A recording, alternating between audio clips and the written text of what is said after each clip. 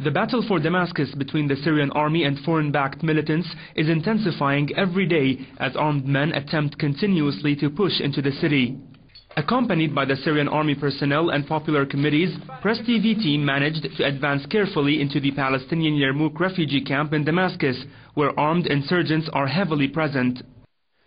Foreign-backed militants consider Al Yarmouk refugee camp as one of the main gateways to do their operations at the Syrian capital. Its strategic position made it an attractive hub for the insurgents to crawl further into the south of the city. The scene of total destruction is everywhere. There isn't a single building unharmed by the fighting. Militants opened holes in the buildings to shoot at the army using advanced sniper guns.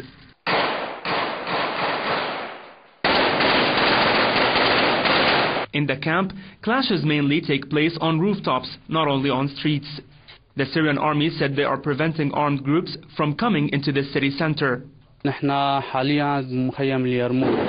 now at the front lines in Al Yarmouk camp. This building was occupied previously by armed gangs. We are positioned here to block them from advancing.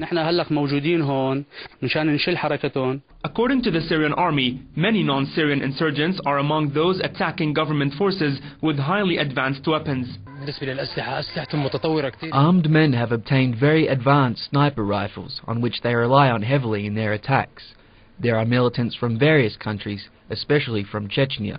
Despite the danger, many residents say they have no place to go to. They have decided to stay in their houses inside the camp. The so-called Free Syrian Army looted everything inside. They displaced many of the Palestinians. However, there are still many Palestinians that cannot afford to live because of their difficult living standards. The fact that there are large numbers of non-Syrians among the armed insurgents is exposed even in Western media.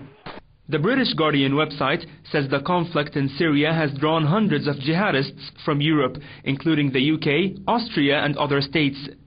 Such reports often refer to the large shipments of weapons the insurgents receive from various Western and regional states.